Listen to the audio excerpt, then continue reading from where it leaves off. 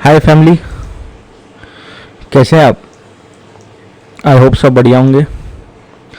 Sir, weekly analysis तो बात करेंगे नहीं, क्योंकि लास्ट टाइम जब छोड़ा था मार्केट, जो हमारी लास्ट व्यू जो यूट्यूब पे डाले थे वो टॉप के लेवल पे डाले थे, राइट?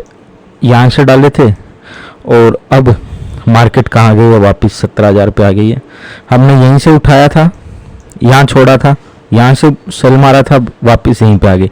और अब क्या करना है वो बात करते हैं, क्योंकि लॉन्ग टर्म प्रेडिक्शन या वेरी लॉन्ग टर्म तो दूर की बात छोड़ दो, हम बात कर लेते हैं निफ्टी और बैंक निफ्टी के बारे में। अभी कल क्या हो सकता है, कल क्या सेल करना है, कल क्या बाय करना है या क्या करना है?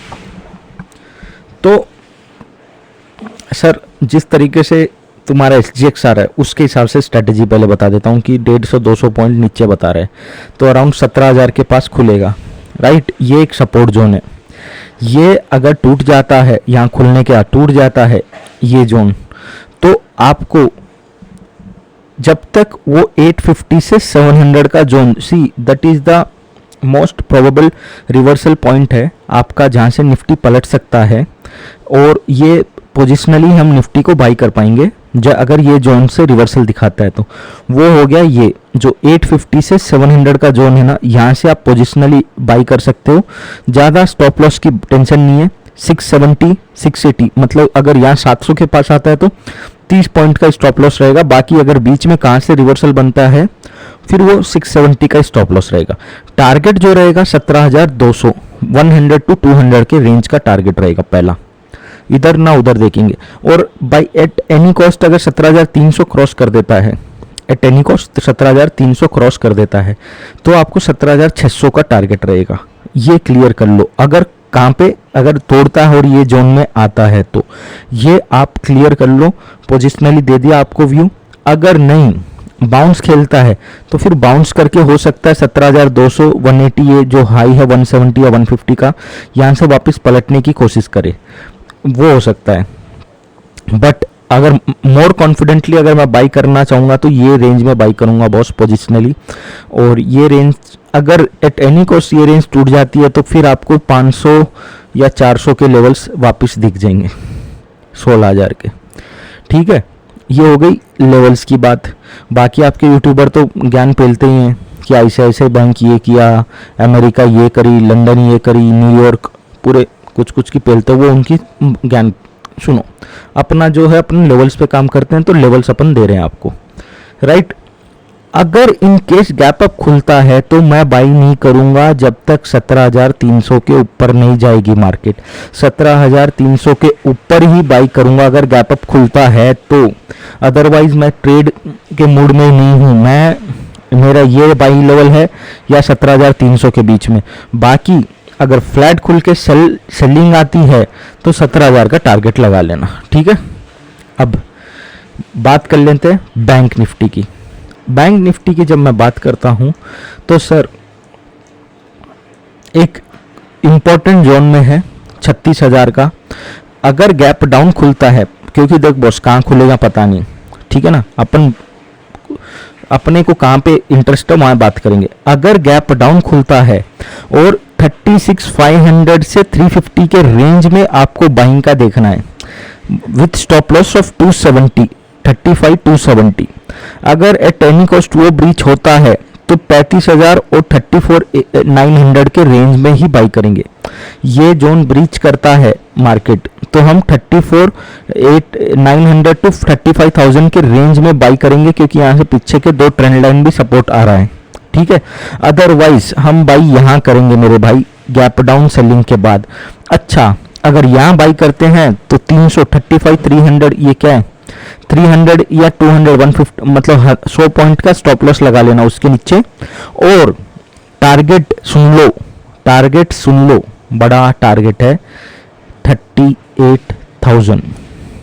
अगर यहाँ से बाउंस आता है 38,000 का टारगेट है, तो जिसको करना है अगर यहाँ से रिवर्स हो रहा है तो ये क्या कहते हैं 36,000 के नीचे के पूरे क्या करना, पुट बेच देना, क्योंकि ऑप्शंस बाइंग मैं सजेस्ट नहीं करता लॉन्ग टर्म के लिए, मतलब पोजिशनली, ठीक है ना, पुट बेच देना।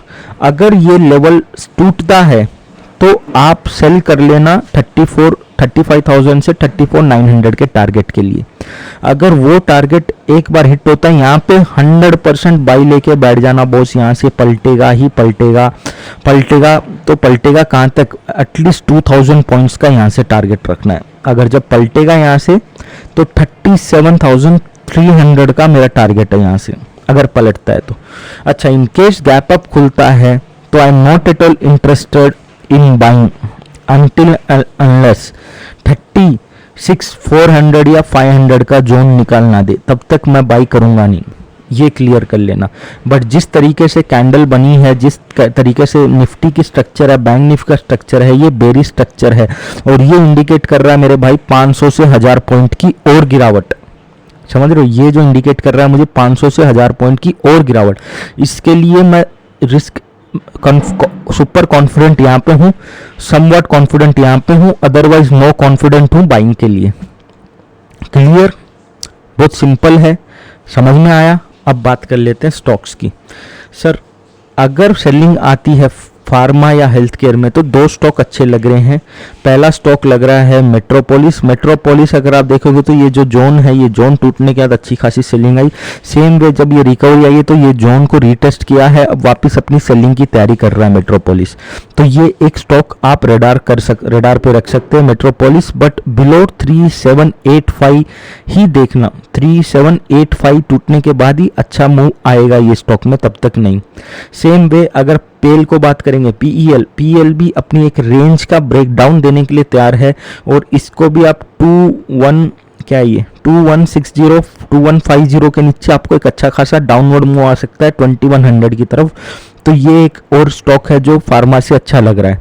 अब बात करते हैं आईटी में पुल बैक के चांसेस अच्छे हैं, क्योंकि आईटी भी आप देखोगे ये अपने आईटी एक रिकवरी मोड में दिख रहा है। तो आईटी में जो स्टॉक्स मुझे अच्छे लग रहे हैं, अगर आईटी पॉजिटिव परफॉर्म करता है, अभी फार्मा नेगेटिव की बात कर रहे थे, तो पहला स्टॉक जो है वो अपना माइंड ट्री है। माइंड ट्री में क्या हो रहा है बॉस, ये है ना, ये एक जोन है, क्या है, डिमांड जोन। तो यहाँ से वापस पलटने की कोशिश कर रहा है और स्टॉक जो है इतनी सेलिंग के बाद भी कहीं भी इसमें क्या है, सेलिंग प्रेशर दिखा नहीं। अब ये स्टॉक माइंड ट्री को आप 3900 के ऊपर एक अच्छा खासा मूव देख सकते हैं 39,54,000 की तरफ। माइंड ट्री 4000 के बाद सेल भी करना है, बाई करना, वो आगे देखेंगे। अभी ये है 3900 के ऊपर।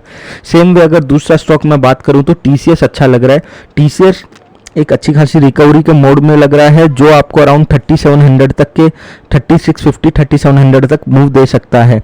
तो ये अगर कल 3620 के ऊपर मूव करता है तो आपको एक अच्छा खासा इसमें मूव देख सकता है। 3642 का पहला टारगेट रहेगा, 3700 का दूसरा टारगेट रहेगा।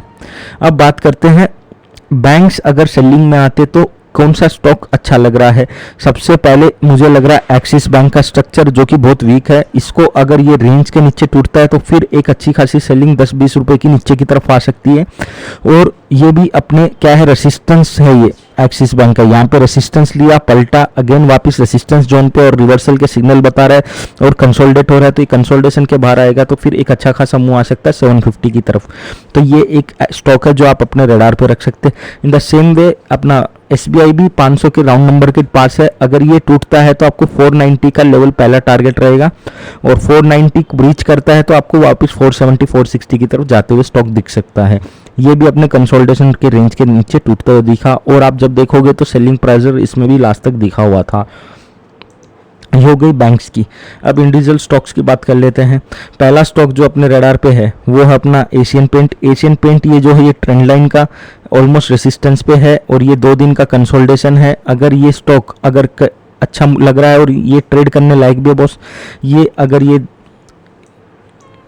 क्या लेवल है ये इसका 3175 3175 3180 के ऊपर चलता है तो आपको हो सकता है वापस ये 3220 की तरफ मूव करते हुए दिखे एशियन पेंट। ये एक स्टॉक है जो आप रेडार पे रख सकते हो बाई साइड की तरफ। और एक स्टॉक जो बाई साइड की तरफ अच्छा लग रहा है वो है आइचर मोटर। आइचर मोटर ने क्या किया, ये अपने रेंज के ब्रेकआउट करा था और उसके बाद एक अच्छा खासा मूव दिया। कल गैप डाउन खुलने के बाद भी स्टॉक में लोअर लेवल से अच्छी खासी रिकवरी आई। अगर हम 75 मिनट्स चार्ट देखेंगे तो ये देखो जैसे खुला, पहले सेलिंग प्रेशर आई, फिर एक रिकवरी आई, लास्ट में अच्छी खासी रिकवरी आई। अब ये स्टॉक 2642 के ऊपर अच्छा खासा मूव दे सकता है, वापस हो सकता है ये 2675 की तरफ जाए। तो ये एक स्टॉक आप अपने रडार पे रख सकते हो। Last but not the least is your Trent. Trent बहुत अच्छा स्ट्रक्चर है बॉस। ट्रेंट क्या हुआ था, ये इसका ब्रेकआउट था बॉस, ब्रेकआउट हुआ, रीटेस्ट करा, अब वापस अपने मूव की तरफ रेडी है। तो अब ये मूव जो है, एक चीज नोटिस करना, 1300 एक राउंड नंबर है बॉस। तो 1300 एक राउंड नंबर, अपन 1295 पे एंट्री नहीं लेंगे, 1300 क्रॉस करने के बाद एंट्री लेंगे। ये एक अच्छा खासा मूव आपको दे सकता है। तो ये एक स्टॉक है जो आप अपने रेडार पे रख सकते हैं। ठीक है, आज लंबा वीडियो हो गया भाई, बट ये एक्चुअली स्टूडेंट्स को कल पढ़ा रहा था तो बहुत और भी स्टॉक्स है सर, अभी निकाला मैंने, कितना बताएंगे, और 15-20 स्टॉक थे, बट अब हर स्टॉक तो अपन दे नहीं सकते, बस मोटा मोटा तुम्हें आइडिया देना था वो दे दिया। किस में आप बाइंग की तरफ देख सकते हो, अब जिसमें आपको स्टॉक में जो मोमेंटम दिख रहा है ये इनमें से, उनमें ट्रेड करो सर, पैसा बनेगा। ठीक है ना। वीडियो को देखने के लिए धन्यवाद, शुभ रात्रि।